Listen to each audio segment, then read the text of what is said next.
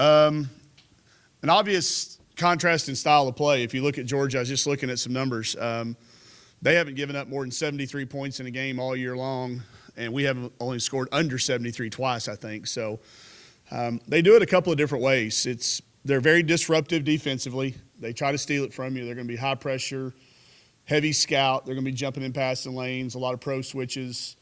And then the other product, I think, of their scoring is if they don't have a fast break, if they can't score on you in immediate transition, they'll really take some time off the clock. So some of that's pace, some of it's defensive style of play, but you got a team that's really built around defense, big, strong, powerful, and then us. That's not either of those things, but fast and quick and agile and can hopefully spread you out. So a really cool contrasted style. It's a team that we've played well against all 3 years, but I think we've only beaten them once, and that was last year and the last time we played. So hopefully we got some formulas figured out, but it's always a good game when we play Georgia.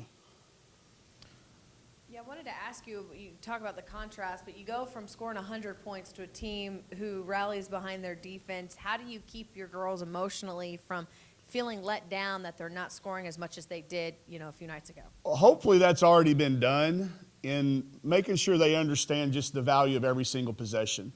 And we start out the beginning of the year giving them a stat called points per play. And it's a stat we care about. There's a lot of stats on those stat sheets that come out that we don't even look at and never talk about. But that's one we talk about an awful lot. You only get so many plays per game. So how do you do every time you get a chance to get a play? And I think we're number 1 or 2 in the country in that. Points per play. So when you stress that from the first day they show up on campus, they tend to not really even notice the pace of the game. I think they can handle that part. I just worry that the only thing about a game like that is the advantage that we gain by playing fast, that compounding effect it has on teams in the third and the fourth quarter. You don't get that against Georgia if they're able to control the tempo. So I worry a little bit more about that than if they're caught up in looking at the scoreboard and only seeing a 6 or 7 up there. We really don't care what that number is, but we do care what it is per every time we touch it. That way they value it. They understand that we're only going to get the ball so many times. We got to do the most with it every chance we get. How is that different than points per possession? Is that somewhat similar? A little bit, but everybody counts possessions differently. Like, is it start when an offensive rebound? Is that a new possession? So I don't get caught up in that. I mean, from the time we get the ball until the time the other team gets the ball. And the offensive and defensive reboundings that kick the ball out of bounds, that sometimes affects the per possession stuff. There's probably not a lot of, it's probably just a term. But the way I chart it, the way we have charted it over the years is we've got it until you get it back from us, we still got it. Like that Wisconsin game when we got, I think, 8 points in one play. That's to me, that's probably why our points per play is pretty high because we got some 8-point plays. But I think that, too, is one of the reasons we don't turn it over as much. The kids value the third possession of the game just like they do the 33rd or the 53rd or the 73rd. Every one of them's got the same value, and that way we don't – sometimes, hopefully, we don't have to feel pressure at the end of a game because they're all worth the same amount. That first play of the game could be the game winner. You just don't – it's not going to make SportsCenter. It's not going to be the one we talk about. But that play is just as valuable as the free throw at the beginning of the game. I know you've talked about her, but Erin Barnum and just how much she's come on and how helpful she's been, especially, with Kelsey or with Kiera being out with an injury. Well, she did it to us all year in practice last year, so I'm glad she's doing it to other people. Dynamic, the feel for the game, to be a gamer, all of those things. We knew she had it, but you don't get a chance to see that in practice every day. But when those lights come on, she just has a knack of getting it in the goal. It's a little bit unorthodox at times around the rim, but she's long defensively. She really affects a lot of passes and shots. I'd say she's probably our second best overall rebounder. She gets tough rebounds. She gets athletic rebounds. She can handle it a little bit. And it's a maturity thing. I think last year was good for her, getting used to school, getting used to meetings and all the things that it entails. And I think it has really helped her knowing that she doesn't have to she can just do whatever the team needs her to do that night. And she's accepted a lot of different little roles. Kiera will be back for the game. She practiced yesterday, so we're back to having those 3 kids in that rotation. But, all 3 of them do something a little bit differently. But, the thing that we haven't seen, she's done it a couple times, but Erin can really shoot the 3. And if that becomes something she's comfortable doing, and now we've got 5 kids on the floor that can all shoot it, and we're hopeful that will happen before the end of this season and not into her junior or sophomore and junior and senior years. But the sky's the limit for this kid. She's got a lot of areas to work on and grow, and that's what's really exciting about her. She's got a good approach about it too. She's been a great teammate. She's been willing to do whatever we've asked her to do. What do you need to do to make the most of what would be to your advantage in this game? Against Georgia? Well, the tempo for sure. We can't let that go their direction. And then there's going to be certain rebounds in this game that we've talked about before we just simply can't get. Jenna Stady can get up to balls that we're never going to get to. So we've got to get all those ones that are down around, her chest, her waist, and on the floor. And we've been getting progressively better at that. So I think we've got to turn the times that they do miss into transition opportunities for us. Their high-low worries me and us. She's a good passer. She's a big kid that can shoot the 3, so they'll bring her out away from the basket and then maybe try to post Chelsea up with Stephanie Paul or one of their other undersized post kids. And they've had some success doing that. So whenever you're worried about Chelsea getting posted up, you're worried about foul trouble.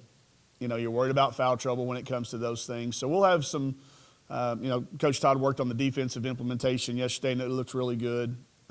Fortunately, in our league, we get a lot of chance to work against big kids.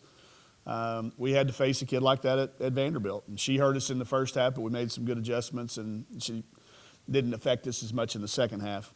That's part of that compounding effect of pace. If we look up and it's been a low possession game in the first half, then she's not going to be tired. We got to make sure she's tired at the end of the first quarter and at halftime. So foul trouble, I guess, is my answer to what you asked. We could get in foul trouble. Their guards are athletic. They're hard to keep in front of you. We could be susceptible to reaching fouls.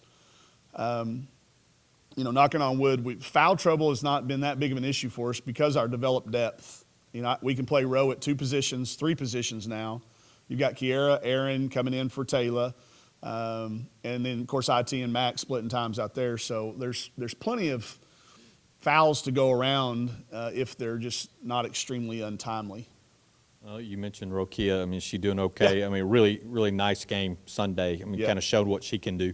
First double-double, I think, of her career, and she's always been a good rebounder. But, she's knocked down 3 for 3 at the three-point line, which is something she can add.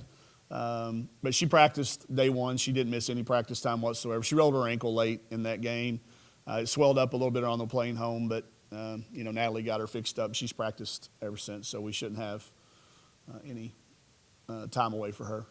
You talked about schedule in your first 4 games in the SEC and how they were tough. How important is this middle part of your schedule for your team? This is that middle part we talked about where we've got these 2 home games against Florida and Georgia, teams that are similar to us in records, predictions, RPI, whatever you want to look at. So when you're racing to get to 8 wins and beyond, every one of them, although worth just the single win, some of them carry more importance, and these are 2 of them.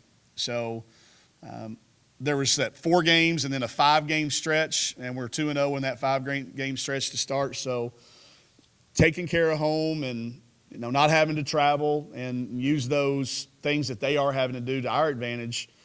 When we look at seeding time, I think you can go back to this week and probably draw a parallel to where we end up seeded. I think that's a fair thing to look at, especially when you look at where we're currently set with them. A couple of wins by us could really separate us away from these 2 particular teams. We won't play Georgia again.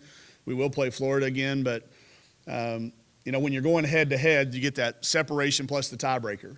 So, important, no bigger than any other, but certainly an important time for us to be at home and hopefully have a great crowd. I watched our men's, game. We didn't get to be here for it. We were on the road. And then I saw that gymnastics set a record crowd. So I'm hopeful we'll get it. I hope the weather holds off, either whether that's Thursday or Sunday, that we get one of these games when everybody can show up I was looking through the record book. What I was looking for, Mario, was to see our group of seniors have never played in front of a top 35 crowd in Razorback history. And so I'll break it down to 25. You know, we've been ranked in the top 25 all year long, but none of these kids have ever played in front of a top 25 crowd.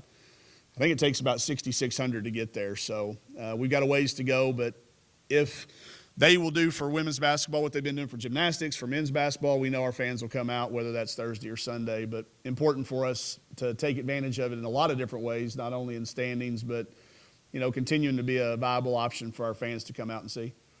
You talk about, you know, this middle tier and these teams. Mm-hmm. Is that comparative to, say, last year when we looked at the end and we looked back and a loss to Auburn here, you know, arguably you could say kept you out of the NCAA tournament? Yeah, I don't think there's any question it did. I think it's what everybody pointed toward us. So, yeah, it could be. It could be that same type of deal. Hopefully it goes in our favor this time. But, yeah, it's you know, what we don't have, you know, last year when we had that Auburn game, one of the things that was so daunting was we weren't sure we could win a game in February. When you looked at who we played and where we played them, we knew February was going to be tough. That was why that one was so pivotal. I look at our schedule this year, and there's not those potential 8 or 9 game losing streaks. So it changes it a little bit, but I don't think it changes the magnification of the impact that it could have. But yeah, I'd mark it down and see where we're at going into the SEC tournament and say, well, let's see what we did do against Georgia, Florida, at Alabama, at Missouri. You know, that little 4 game counted with the one we just won at Vanderbilt. Those 5 games, you know, I think you look at what the record was in those 5, it'll go a long way to determining what we're seated in Greenville. All good? All right. All right.